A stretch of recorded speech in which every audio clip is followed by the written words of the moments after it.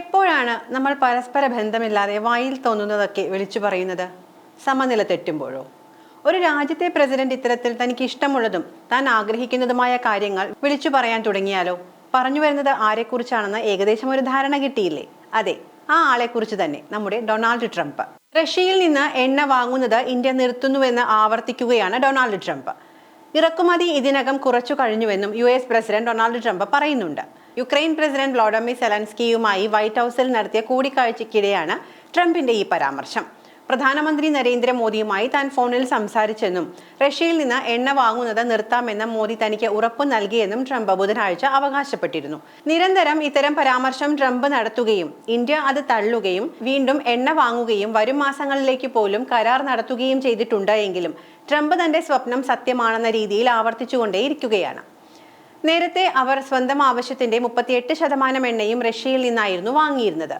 ഇപ്പോഴത് കുറച്ചു. ഇനി അവർക്ക് റഷ്യൻ എണ്ണ വാങ്ങുക പ്രായോഗികമല്ല, അവർ പിൻവാങ്ങുകയാണ് എന്നാണ് ട്രംപ് പറയുന്നത്. എന്നാൽ റഷ്യൻ എണ്ണ ഇറക്കുമതി നിർത്തുമെന്ന് രാജ്യത്തെ എണ്ണ കമ്പനികളോട് ഇതുവരെ നിർദ്ദേശിച്ചിട്ടില്ല എന്ന് ഇതിനിടെ ട്രംപിന്റെ വാദത്തെ തള്ളി ഇന്ത്യ രംഗത്തെത്തി. നവംബറിലേക്കും ഡിസംബറിലേക്കുമുള്ള ക്രൂഡ് ഓയിൽ ഇറക്കുമതിക്കായി റഷ്യൻ കമ്പനികളുമായി കരാറിൽ ഏർപ്പെട്ടിട്ടുണ്ട്. എന്നാൽ ചില പൊതുമേഖലാ എണ്ണ കമ്പനികൾ റഷ്യൻ എണ്ണ വാങ്ങുന്നത് പരിമിതപ്പെടുത്തി.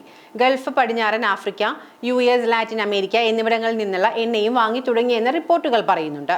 നാറ്റോ രാജ്യങ്ങൾ റഷ്യയിൽ നിന്നുള്ള ഊർജ്ജ ഇറക്കുമതി നിർത്തിയാൽ നയതന്ത്രവും ടാരിഫുകളും ഉപയോഗിച്ച് യുക്രൈൻ റഷ്യൻ യുദ്ധം അവസാനിപ്പിക്കാൻ തനിക്ക് കഴിയുമെന്നാണ് ട്രംപിന്റെ വാദം.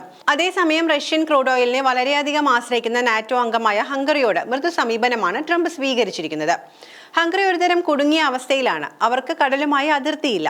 എണ്ണ ലഭിക്കാൻ അവർക്ക് വളരെ ബുദ്ധിമുട്ടാണ്. തനിക്കത് മനസ്സിലാകും എന്നാണ് ട്രംപ് ഹംഗറിയെ പറ്റി പറയുന്നത്. അവർ ഇതിനകം തന്നെ എണ്ണ വാങ്ങൽ കുറയ്ക്കുകയും ഏറെക്കുറെ നിർത്തുകയും ചെയ്തിട്ടുണ്ട്. അവർ പിന്മാറുകയാണ്, ട്രംപ് കൂട്ടിച്ചേർക്കുന്നു. അതേസമയം ട്രംപിന്റെ അവകാശവാദങ്ങൾ തള്ളുന്ന നിലപാടാണ് ഇന്ത്യൻ വിദേശകാര്യ മന്ത്രാലയം സ്വീകരിച്ചിരിക്കുന്നത്.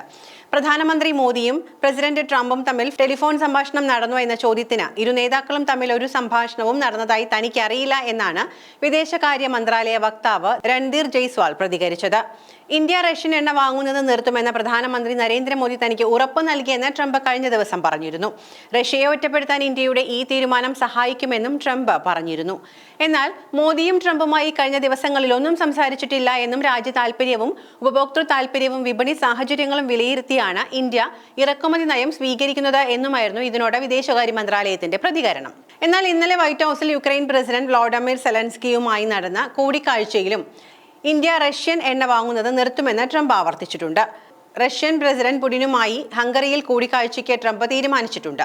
ഹംഗറി ഇപ്പോഴും റഷ്യൻ എണ്ണ വാങ്ങുന്നുണ്ടല്ലോ എന്ന മാധ്യമങ്ങളുടെ ചോദ്യത്തിന് അവർ സ്റ്റക്കാണ്, അവർക്ക് കടലില്ല, കര മാത്രമേ ഉള്ളൂ, വർഷങ്ങളായി ഒരു പൈപ്പ് ലൈനേ ഉള്ളൂ, അവർക്ക് പുറത്തു നിന്ന് എണ്ണ കിട്ടാൻ വളരെ പ്രയാസമാണ് എന്നായിരുന്നു ട്രംപിന്റെ മൃദു സമീപനം.